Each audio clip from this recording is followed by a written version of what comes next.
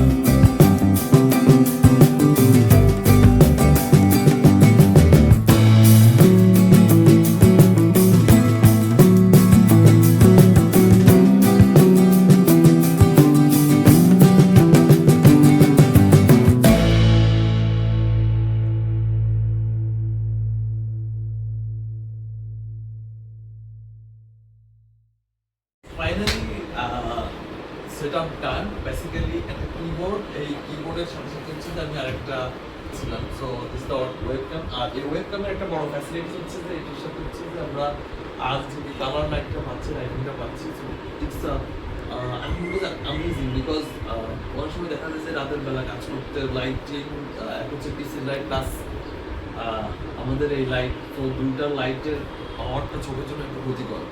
But এই লাইটটা চোখের জন্য খুবই ভালো আমি মনে করি, বিকজ এখানকার আলোটা খুবই সফট প্লাস আমার হচ্ছে যে চোখের উপর অতটা ইফেক্ট ফেলে না।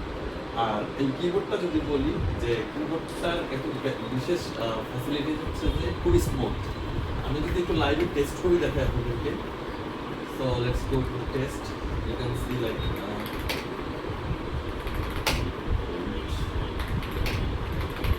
কিবোর্ড টাইপিং এর সাউন্ডটাও হচ্ছে যে অনেক অসাম। তো স্পেশালি আমি সাজেস্ট করব যে যারা হচ্ছে যে একটি ভালো কিবোর্ড চাচ্ছেন টাইপিং এর জন্য, বা স্পেশালি যারা প্রোগ্রামিং রিলেটেড কাজ করেন অথবা তাদের জন্য বা গ্যাজেটের প্রতি একটু প্যাশনেট, আমি রিকমেন্ড করবো যে এই কিবোর্ডটা ইউ ক্যান চুজ, বিকজ এটা ইউজ করা প্লাস এটার পারফরমেন্সটা অসাম। আর সবচেয়ে বড় আরেকটা ফ্যাসিলিটিস হচ্ছে যে এটা ট্রাই মোডে ইউজ করা যায়। লাইক আপনি যদি চান শুধুমাত্র হচ্ছে যে একটা ওয়্যার দিয়ে কানেক্ট করে চালাতে পারবেন, অথবা আপনি যদি চান ওয়্যার ছাড়া ব্লুটুথ দিয়ে কানেক্ট করে চালাতে পারবেন, অথবা আরেকটা অপশন আছে অনলি এই লাইক জাস্ট আমি এটা কানেক্ট করে মাউস এটা কানেক্ট পিসির সাথে কানেক্ট করে অনলি টাইপ করতে পারবো। সো ট্রাই মোডে আমার এটা ইউজ করা হচ্ছে, আমি ইউএসবি কেবলের মধ্যে। সো আর তার চেয়ে বড় কথা এখান থেকে আমি হচ্ছে যে সাউন্ডগুলো হচ্ছে যে কন্ট্রোল করতে পারবো, আর টাইপিং সাউন্ডটা আমেজিং। অ্যাপার্ট ফ্রম দিস, কেউ যদি চায় যে কোনো একটা কি নষ্ট হয়ে গেছে কুইটাকে হচ্ছে জাস্ট খুলে আমি চাইলে নতুন কিটা এখানে রিপ্লেস করতে পারবো ভেরি ইজিলি। আর লাইটিংটাও খুব স্মুথ। আমি আরেকটা জিনিস একটু দেখাই, আমি যদি এটাকে জাস্ট ক্লোজ করি প্লাস অন করি, এই যে অন করলাম, এই যে সো এই জিনিসগুলো এই জিনিসগুলো হচ্ছে যে খুবই খুবই একটা সৌন্দর্য, এভরিথিং সব কিছুতেই হচ্ছে যে খুব একটা সফটনেস আমি ফিল করি।